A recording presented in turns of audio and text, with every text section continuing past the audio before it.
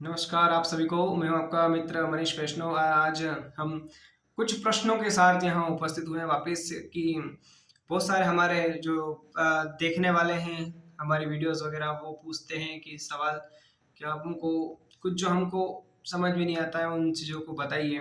उनके कुछ तर्क हैं और कुछ जिज्ञासाएं हैं कि हम किस प्रकार से इन चीज़ों को समझें। तो प्रथम प्रश्न ये है कि क्या पितृ क्या होते हैं और मोक्ष क्या होता है, और कुल के देवता और पितरों में क्या अंतर है, और पूर्वजों में क्या अंतर है, इस प्रकार से उनका प्रश्न है। और क्या पितरों की पूजा रोज करनी चाहिए, ये क्या चीज है। तंत्र कुछ होता है। अब घर में किसी का आत्मा आ रही है, किसी के शरीर को परेशान कर रही है, तो उसका हम निराकरण कैसे करें। वो घर के कुछ पितृ पूर्वज जो शरीर में आ रहे हैं वो हैं, या कहीं से बाहर की कोई आत्मा है, या किसी भूत पिशाच या इस प्रकार के प्रेतों का साया है, चुड़ैलों का साया है। तो इस प्रकार से उनके बहुत सारे प्रश्न हैं। तो मैं बहुत सारे ऐसे प्रश्नों का जवाब तो इसी वीडियो में दे पाऊँ ऐसा तो मुझे पता नहीं, पर हाँ मैं धीरे धीरे क्रमशः इस श्रृंखला में उनको उनके सारे प्रश्नों का मैं उत्तर दूंगा। हो सकेगा तो इसी सीरीज में मैं कोशिश करूंगा। कि पहले समझने की बात है कि देखिए, पितृ क्या होता है और पूर्वज क्या होते हैं।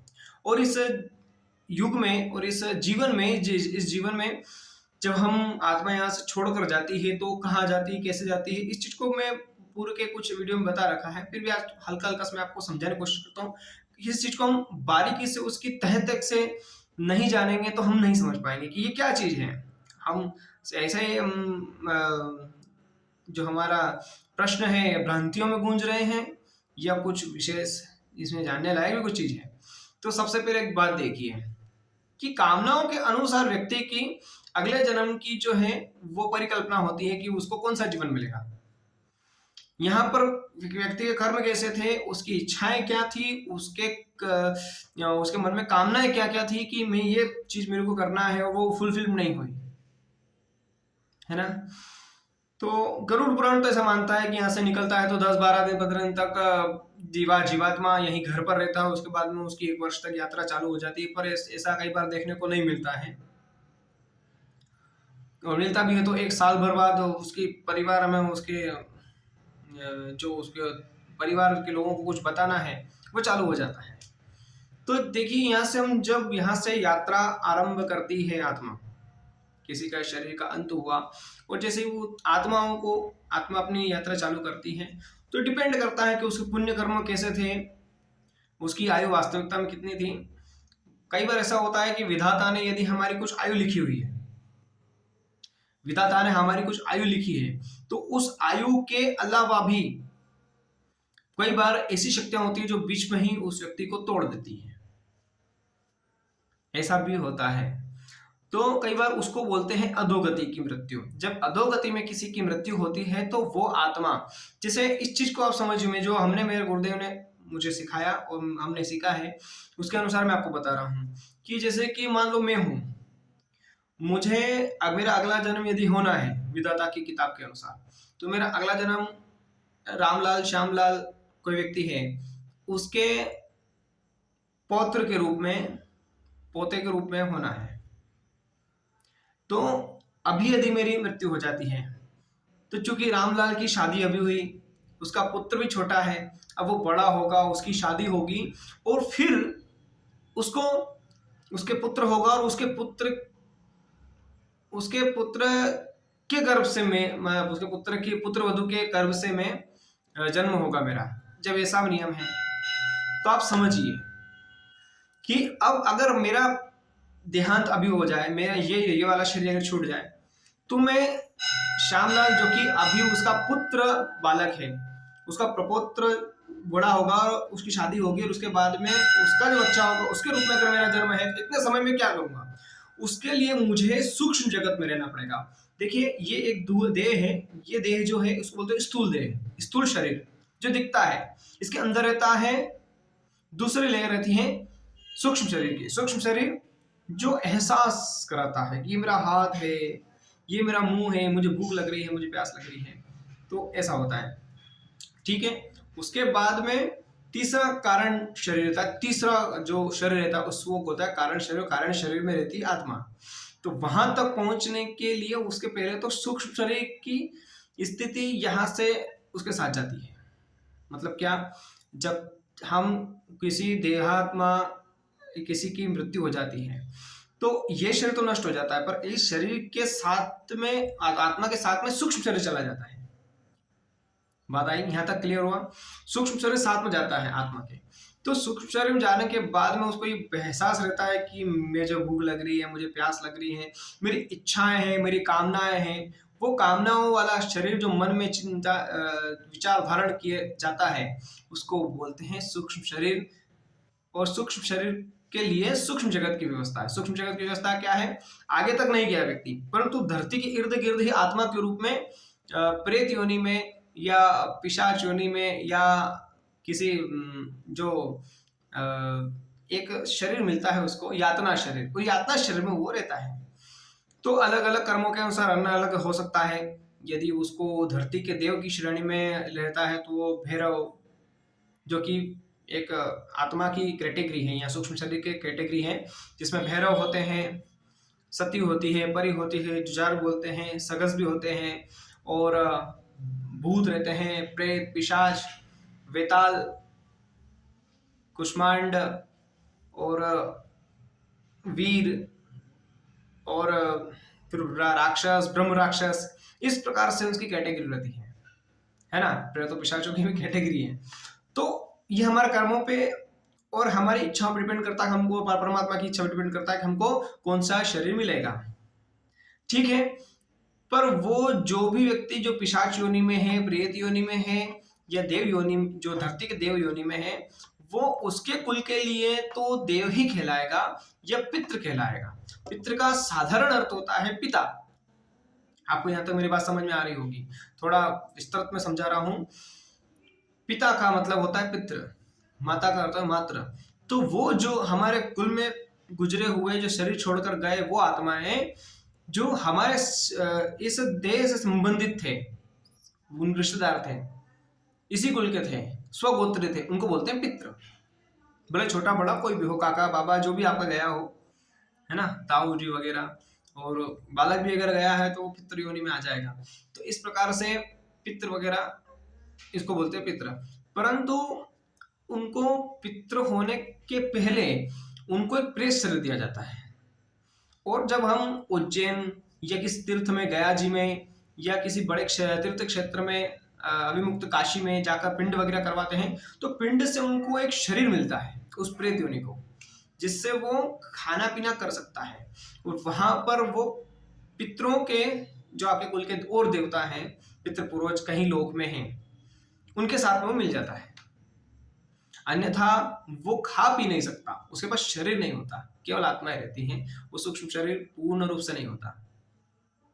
वो अतिवाहक शरीर उसको बोलते हैं। तो अतिवाहक शरीर मिलता है, वो पिंड वगैरह देने से उसको अतिवाहक शरीर या जो पितृ का शरीर है वो उसको मिल जाता है।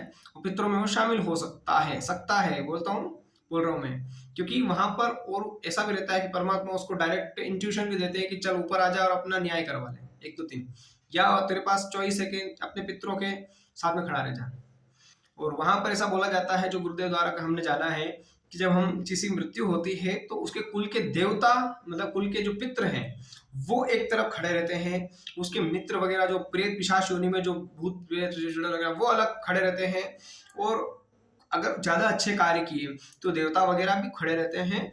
सब अपने अपने और आकर्षित अपने अपने झुंड में उसको मिलाना चाहते हैं। अब उस व्यक्ति पे डिपेंड करता है कि वो किसके साथ में रहेगा मृत्यु के उपरांत।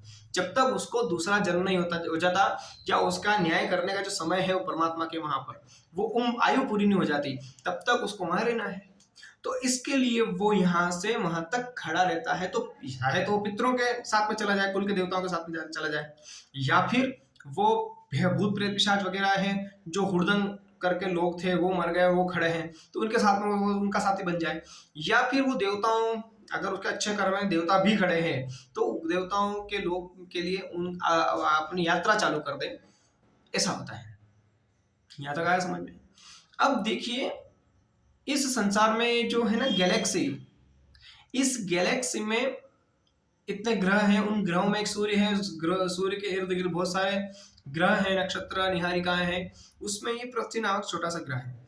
तो आकाशगंगाएं कितनी हैं? बहुत सारी हैं। इस जो हमारा जो सौरमंडल है, इस सौरमंडल का जो बृहद रूप अपन देखेंगे तो कई सूर्य हैं, कई ग्रह हैं, कई आकाशगंगाएं हैं, कई गैलेक्सियां हैं। समझ रहे आप? मतलब आप इतने बड़े संसार में आप ये पृथ्वी ही सब कुछ है ऐसा नहीं है। पृथ्वी के अलावा बहुत सारे, जो कि भगवान कृष्ण कहते हैं गीता में कि अखंड अनंत ब्रह्मांड, श्रीमद् भागवत पुराण महापुराण में भी कहा गया है कि भगवान के रोम रोम में कई ब्रह्मांड समाये हैं, ऐसा बोला गया है।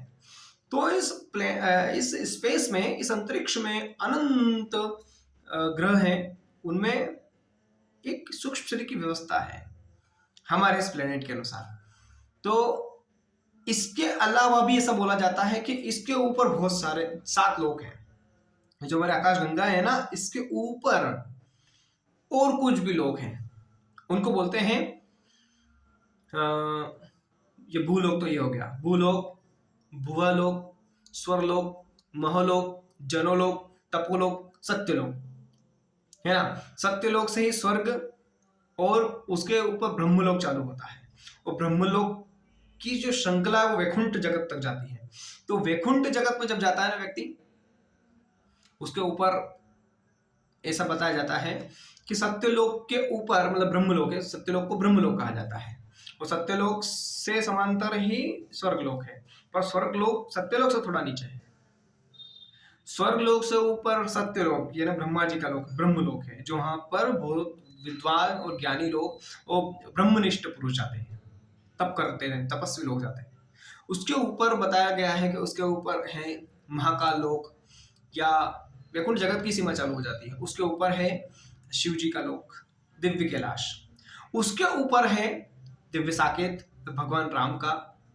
उसके ऊपर है वैकुंठ जगत, जहाँ भगवान नारायण, शेषशाही भगवान नारायण हैं। उसमें भी उनकी 2-3 मूर्तियां हैं, क्षीरसाई विष्णु हैं, दधिक क्षीरसाई विष्णु हैं। तो इस प्रकार से बहुत सारे वहां भी विष्णु स्वरूप हैं।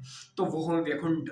और वैकुंठ मतलब वहां जाने के बाद में वो परम धाम है, वहां उसमें प्रवेश करने के बाद में व्यक्ति इधर नहीं लौट के आता। उसके ऊपर जो है वहां पर है गोलोक धाम, वो भी वैकुंठ का ही एक अंग है। और गोलोक धाम जो ऐसा है जहाँ पर परमात्मा श्री कृष्ण, परमात्मा जगन श्रीनिवास परमात्मा वहां पर आनंद करते हैं, और वही उनका आनंद जो सबसे ज्यादा भगवान के भक्त होते हैं, प्रेम भक्त होते हैं, वो ऐसा माना जाता है वो वहां जाते हैं। शुद्ध निष्काम निष्कपट निर्द्वंद प्रेमी लोग, रसिक लोग वहां जाते हैं। आ गया समझ में? तो इस चीज को समझने की आवश्यकता है कि उस जो व्यक्ति यहां से शरीर छोड़कर गया है, उसके कर्म कितने प्रबल थे, उसकी आत्माएं, उसकी जो जिज्ञासाएं और जो कामनाएं थी वो कितनी बलिष्ठ थी या थी नहीं, या परमात्मा में अगर ध्यान करके चिंतन करके जीवन भर उसने अगर जीवन जिया और अंतिम समय के बाद भी अगर वो संसार के रिश्ते नातों को तोड़कर आगे निकल जाता है, तो या तो स्वर्गलोक में जाता है। स्वर्गलोक में भी कई बार कामनाएं रह जाती हैं, कामनाओं के अंत होने पर, पुण्यों के क्षय होने पर उनको वापस भेज दिया जाता है। तो स्वर्गलोक तक यदि आप जाएंगे, भूलोक, भुवलोक, जनोलोक, तपोलोक, जनोलोक, तपोलोक, सत्यलोक, तो स्वर्गलोक जहां आता है, तो स्वर्गलोक में भी जाने के बाद में भी उसका पतन हो सकता है। फिर उसके ऊपर है सत्यलोक, सत्य ब्रह्मलोक। तो ब्रह्मलोक में जो व्यक्ति जाता है वो बहुत ज्ञानी होता है, तो वो उस व्यक्ति के भी इधर आने की संभावना, नीचे आने की संभावना बहुत कम हो जाती है। तो क्योंकि ब्रह्मलोक जो भी है वो अंतिम उसकी जो स्थिति होती है वो परमात्मा में, वैकुंठ निवासी भगवान श्रीमन नारायण में उसका समावेश हो जाता, प्रवेश हो जाता है। और दिव्य कैलाश के जो निवासी हैं, जो शिव धाम में चले गए हैं, जो ऐसे तपस्वी लोग थे, ऐसे ज्ञानी लोग थे जो शिव जी को प्राप्त हुए, उनका भी जो परिवसान होता है, जो उनका भी जो उनका मिलना होता है, वो भगवान शिव जी मिलन हो जाता है। शिव जी जो है वो परमात्मा नारायण में मिलन हो जाता है। तो पूरा कैलाश, दिव्य कैलाश जो है, जो आनंद की नगरी है, जो दिव्य आनंद वन कानन है, वो पूरा कानन, वो पूरा परमात्मा श्रीनिवास श्री भगवान नारायण में विलीन हो जाता है। बृहस्पतिलोक, ब्रह्मलोक पूरा भगवान नारायण में पहुंचाने वाला है। तो वहां पतन की मतलब गुंजाइश कम है। परंतु डायरेक्ट जो भगवान तक जा रहे हैं जो वैष्णव लोग हैं, जो परमात्मा में ही निवास करते हैं, जो परमात्मा आनंद करते हैं, कुछ किसी से राग द्वेष ईर्ष्या वगैरह करते नहीं है, तो वो डायरेक्ट भगवान तक जाते हैं। तो चूंकि सत्यलोक में भी आपको इंतजार करना पड़ेगा, दिव्य कैलाश में भी आपको इंतजार करना पड़ेगा, जब तक वार्षिक प्राकृतिक महाप्रलय नहीं हो जाता तब तक वो शिव जी के साथ में रहेंगे, उसके बाद में वो आगे जाएंगे। परंतु अब इस चीज को समझिए